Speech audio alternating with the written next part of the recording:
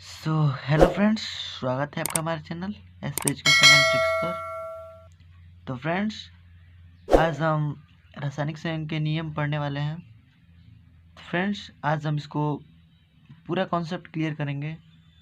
तो जो रासायनिक संयोजन के नियम क्या होते हैं, ये नियम 19वीं सदी में विभिन्न वैज्ञानिकों ने रासायनिक अभिक्रिया के होने के संदर्भ में सामान्य नियम प्रतिपादित किए थे, जिन्हें हम रासायनिक संयोग के नियम कहते हैं। तो फ्रेंड्स, इसमें जो हमारा पहला नियम है द्रव्यमान संरक्षण का नियम। तो हम द्रव्यमान संरक्षण के नियम को देखते हैं। इस नियम के अनुसार रासायनिक अभिक्रिया में प्रयुक्त होने वाले अभिकारक का कुल द्रव्यमान उत्पादों के कुल द्रव्यमान के बराबर होता है। तो फ्रेंड्स, इसमें जो अभिकारक प्रयुक्त होते हैं उसका कुल द्रव्यमान उससे जो उत्पाद बनता है उसके कुल द्रव्यमान के बराबर होता है। तो फ्रेंड्स, पहले हम इसका कॉन्सेप्ट क्लियर कर लेते हैं। जैसे कि हम देख लेते हैं डायग्राम बना के। तो फ्रेंड्स देखिए, जैसे हमने कि यहाँ पे एक परखने लिया हुआ है।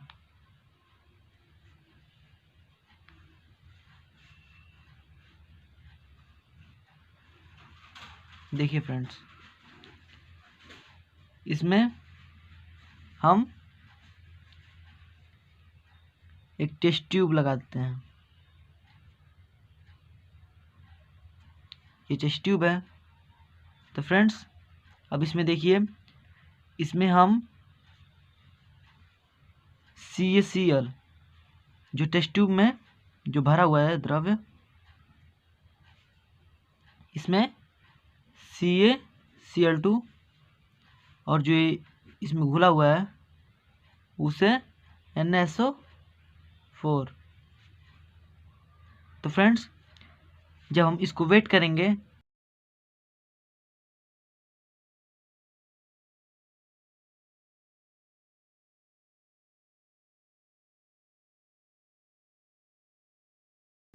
तो फ्रेंड्स, इसका जो वेट होगा, मान लीजिए कि आपका वेट आ गया 300.50। तो फ्रेंड्स, इसका जो वेट है ये पूर्व है, पूर्व। अब एक बार और हम देख लेते हैं। यहाँ पे जैसे कि हमने एक और टेस्ट ट्यूब बना लिया है। जैसे इसमें हमने एक टेस्ट ट्यूब बना लिया, इसमें अभी इस टेस्ट ट्यूब को जो इसमें विलेन है उसको अभी मिलाया नहीं है। अब देखिए, ये बाद का जो है, तो जो टेस्ट ट्यूब है इसको हम उल्टा कर दे रहे हैं। जैसे कि देखिए, ये उल्टा कर दिए, तो इसमें पूरा टेस्ट ट्यूब जो है इसमें पूरी तरह से मिल गया। और जो यहाँ पे छोटे छोटे कण हैं नीचे, वो, और इसमें जो घुला हुआ है NaCl, जैसे कि ये हमने लिया था CaCl2 प्लस Na2, यहाँ पे Na2 है, Na2SO4। जब हम बनाएंगे तो हमारा CaSO4, ये CaSO4 और प्लस NaCl देगा। तो फ्रेंड्स, ये जो हमारा नीचे जो ये बैठा हुआ है जो तली में, उसे हम CaSO4 कहेंगे। तो ये हमारा नीचे तली में बैठ गया, उसका ये चिन्ह होता है। तो फ्रेंड्स देखिए, जो हमारा पूर्व का अवस्था था, जो बाद का अवस्था है, इसको जब हम वेट करेंगे तो फ्रेंड्स, इसका वेट इसके वेट के बराबर होगा। बस यही कॉन्सेप्ट है एक, मतलब कि जो पूर्व की अवस्था है जिसमें हम अभी टेस्ट ट्यूब में लिए हुए हैं उसको मिलाया नहीं है, जो बाद का जो प्रोसेस है उसमें हम टेस्ट ट्यूब को उल्टा कर दिए हैं। तो फ्रेंड्स, ये हमारा पूरी तरह से मिल गया है। तो ये इसका जो भार होगा इसके भार के बराबर होगा। तो फ्रेंड्स आपको ये आशा करता हूँ ये कॉन्सेप्ट समझ में आ गया होगा। तो फ्रेंड्स इसका हम आपको डिफिनेशन दे दे रहे हैं। तो फ्रेंड्स देखिए ये हमारा डिफिनेशन है। पहला, द्रव्य को ना तो नष्ट किया जा सकता है और ना उत्पन्न किया जा सकता है। और जो दूसरा है हमारा, इस नियम के अनुसार रासायनिक अभिक्रिया में प्रयुक्त होने वाले अभिकारकों का कुल द्रव्यमान उसके उत्पादों के कुल द्रव्यमान के बराबर होता है। तो फ्रेंड्स ये इसका डिफिनेशन है। फ्रेंड्स कभी कभी ये होता है कि स्कूल में जो टीचर लोग हैं तो आपको बता देते हैं कि जैसे कि H2 है प्लस O2 है, H2O। तो फ्रेंड्स देखिए ये लिख देते हैं H2 प्लस O2 और ये H2O। तो ये अभी हमारा ये जो संतुलित नहीं है इसको हम संतुलित कर लेते हैं। यहाँ पे 2, यहाँ पे 2। तो फ्रेंड्स देखिए स्कूल में हमें बता देते हैं कि जैसे H का जो परमाणु भर होता है वो हमारा 2 होता है।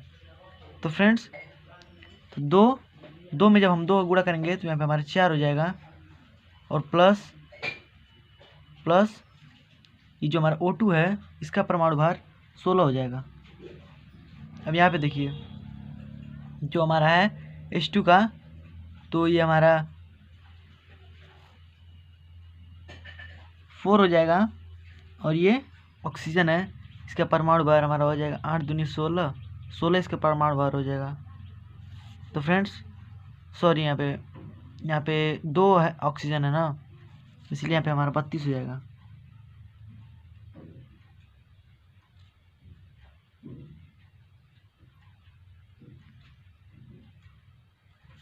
तो फ्रेंड्स देखिए इसमें हम 2 का गुणा कर दे रहे हैं और इसमें भी फ्रेंड्स देखिए 4 दूनी 8 प्लस 32, 4 दूनी 8 और 2 16 दूनी 32 प्लस 32। फ्रेंड्स देखिए जब दोनों को हम लोग जोड़ देंगे तो ये हमारा हो जाएगा 40 और इसका भी 40। तो फ्रेंड्स जो स्कूल में इस प्रकार संतुलित करके हमको बता देते हैं, तो फ्रेंड्स ये बिल्कुल गलत है। ये कॉन्सेप्ट सही नहीं है। फ्रेंड्स जब भी आपको ये क्वेश्चन आए तो आप इस तरफ चित्र बनाकर डायग्राम आप दिखा देंगे। तो फ्रेंड्स तो ये आपको आशा करता हूँ आपको ये समझ में आ गया होगा। तो फ्रेंड्स आप इसका स्क्रीनशॉट लेना चाहते तो ले लें।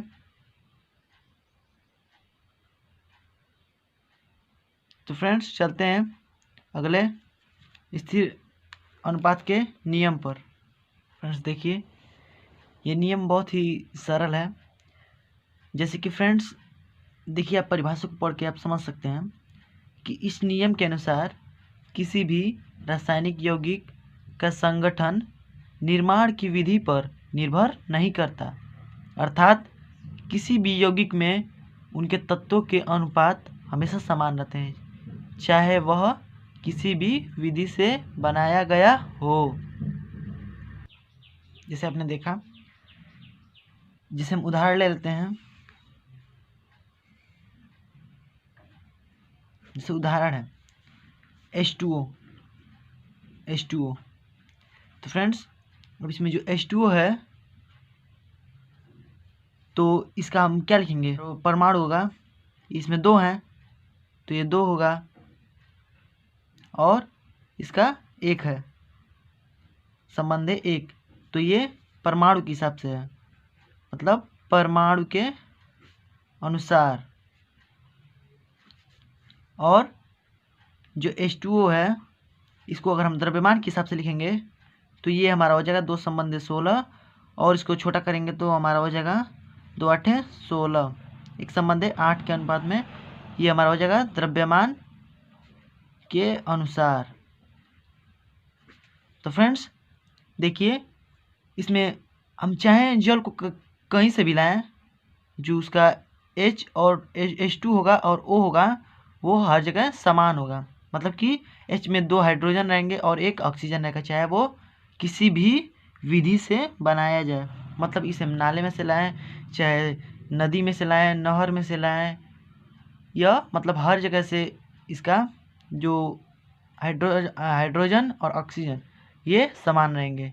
जैसे कि फ्रेंड्स एक और हम ले लेते हैं, अमोनिया को ले लेते हैं NH3। तो इसमें हमारा एक यन रहेगा और हाइड्रोजन 3 रहेगा। देखिए फ्रेंड्स, इसमें ये इसका भी ये जो मतलब कि इसमें एक नाइट्रोजन रहेगा और H3 रहेगा। फ्रेंड्स देखिए, इसमें एक नाइट्रोजन और 3 हाइड्रोजन रहेंगे। तो फ्रेंड्स इसी प्रकार से और सब भी हैं। तो फ्रेंड्स आशा करता हूँ कि आपको ये समझ में आ गया होगा। तो फ्रेंड्स आप इसका स्क्रीनशॉट लेना चाहते तो ले लें। तो फ्रेंड्स चलते हैं आगे गुणित अनुपात के नियम पर। तो फ्रेंड्स चलिए, तो फ्रेंड्स देखिए, ये हमारा गुणित अनुपात का नियम, जो ये तीसरा नियम है, और चौथा नियम व्युत्क्रम अनुपात का नियम। ये दोनों नियम बहुत ही ज़्यादा इम्पोर्टेंट हैं, तो इसी पे आपको फोकस करना है। तो देखिए फ्रेंड्स, ये हमारा डेफिनेशन है। तो सबसे पहले हम इसका जो उदाहरण है उसको पहले हम देखेंगे, उसके बाद इससे हम मैच करके उसको आपको बताएंगे। तो मैच करेंगे इससे फिर बाद में। तो फ्रेंड्स देखिए, ये उदाहरण जैसे हम ले लेते हैं एक उदाहरण, जैसे मान लीजिए कि ये A और B कोई 2 तत्व हैं। मान लीजिए ये हमारा हाइड्रोजन है, ये ऑक्सीजन है। तो जब ये एक दूसरे के साथ जब ये संयोग करेंगे तो एक या एक से अधिक यौगिक देंगे। तो देखिए फ्रेंड्स पढ़िए, जब तत्व A तथा B संयोजित होने पर एक या एक से अधिक यौगिक बनाते हैं। मतलब कि ये जब संयोजित होंगे तो एक या एक से अधिक यौगिक बनाएंगे। जैसे मान लीजिए कि इन्होंने पहला यौगिक बना दिया H2O और दूसरा हमारा बना दिया H2O2, हाइड्रोजन पेरोक्साइड और हाइड्रोजन जल। तो ये हमारा जल हो जाएगा, ये हाइड्रोजन पेरोक्साइड। देखिए फ्रेंड्स, तो हमारा जल बनाएगा और पेरोक्साइड बना दिया। तो फ्रेंड्स जो इसका जो परमाणु भार होगा, तो इसका होता है हमारा परमाणु भार 1 है, तो ये हमारा 2 हो जाएगा। 2 संबंध है, ऑक्सीजन का 16 होता है और इसमें भी हमारा 2 हो जाएगा, ऑक्सीजन का 32 हो जाएगा, क्योंकि इसमें 2 है। तो फ्रेंड्स यहाँ पे देखिए कि इसमें जो हाइड्रोजन की जो भार हैं वो दोनों में समान है, और ये जो हमारा है 16 संबंधे 32, मतलब कि इसको और हम छोटा करेंगे तो 16 दूनी 32, मतलब कि 1 संबंधे 2 के अनुपात में, मतलब कि ये एक पूर्णांक के रूप में होगा। मतलब सरल देखिए, तो B का भार, जो ये B का भार होगा A के निश्चित भारों से संयोजित करेगा। मतलब जो ये B के जो दोनों भार हैं वो A के निश्चित भारों से, मतलब ये जो A का भार है वो दोनों में समान है, से संयोजित करेगा, तो पूर्णांक के अनुपात में होते हैं। तो ये देखिए हमारे एक पूर्णांक के अनुपात में है। फॉर दूसरा एग्जांपल हम ले लेते हैं। तो देखिए फ्रेंड्स, ये हमारा दूसरा है। मान लीजिए A और B 2 तत्व हैं। इसमें मान लीजिए कि ये हमारा C हो गया, ये O हो गया। मान लीजिए ये 2 तत्व देते हैं। पहला है हमारा CO, कार्बन मोनोऑक्साइड, ठीक।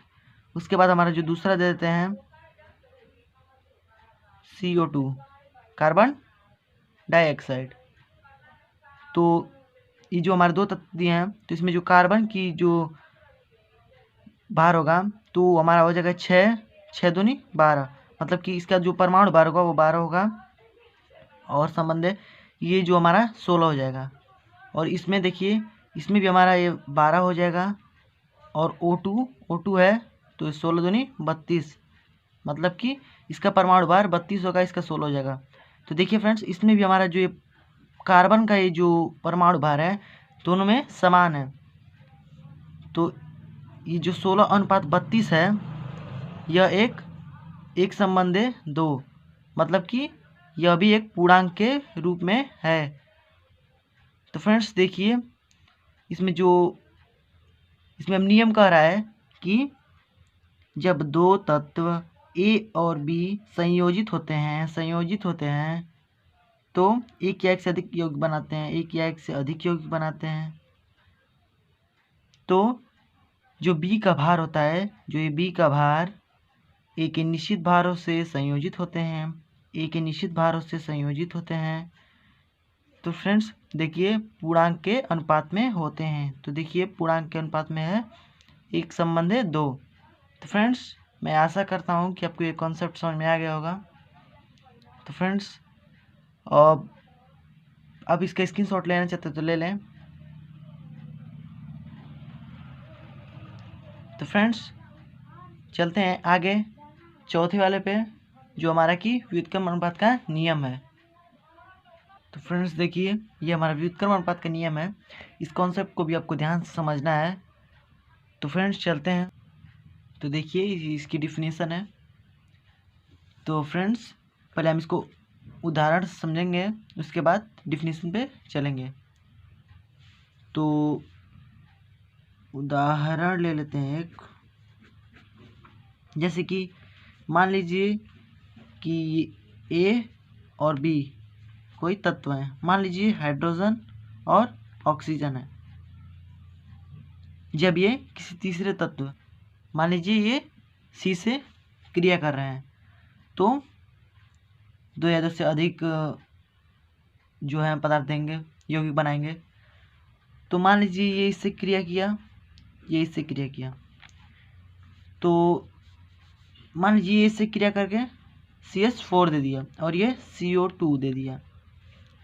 तो जो CH4 है और ये CO2, जो CH4 है और CH2 है, CO2 है, तो जब हम इसका भार निकालेंगे तो कार्बन का 6 होता है,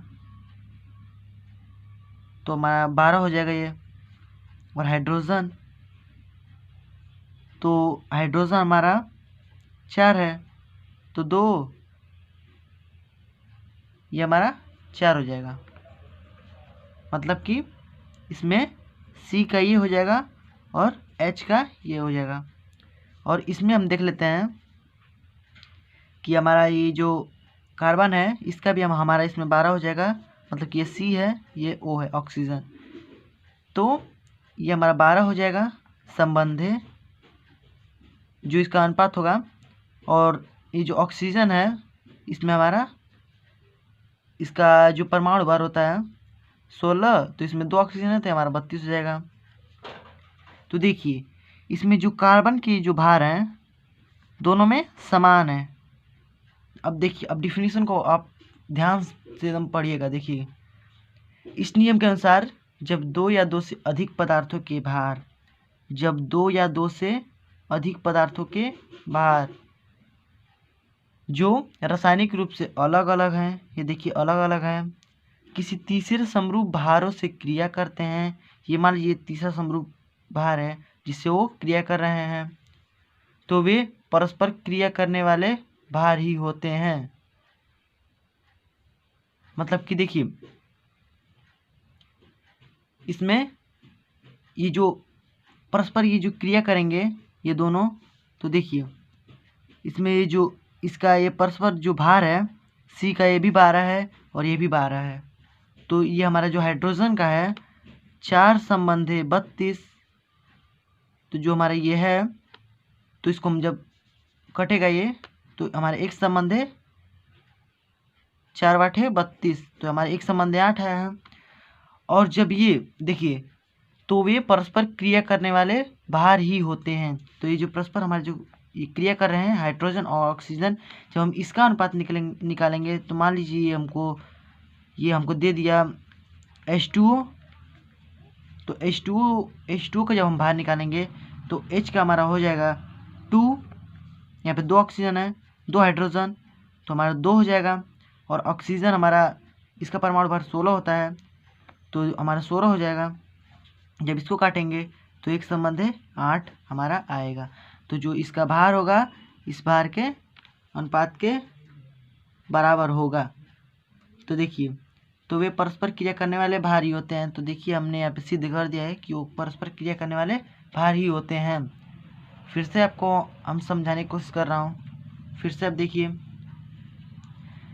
जब दो या दो से अधिक पदार्थ रासायनिक रूप से अलग अलग हैं, या हाइड्रोजन है, ऑक्सीजन है, किसी तीसरे समरूप भारों से क्रिया करता है, ये समरूप भारों से क्रिया करता है तो अलग अलग दो यौगिक बनाता है, तो वे परस्पर क्रिया करने वाले भार ही होते हैं। मतलब जो उनके भार हैं, ये इसका भार हाइड्रोजन जो CH4 का है भार, और ये जो CO2 का भार है, वो इसमें देखिए जो C का भार है वो बराबर है, और जो H है 4 और 32 है इसमें जो ऑक्सीजन है।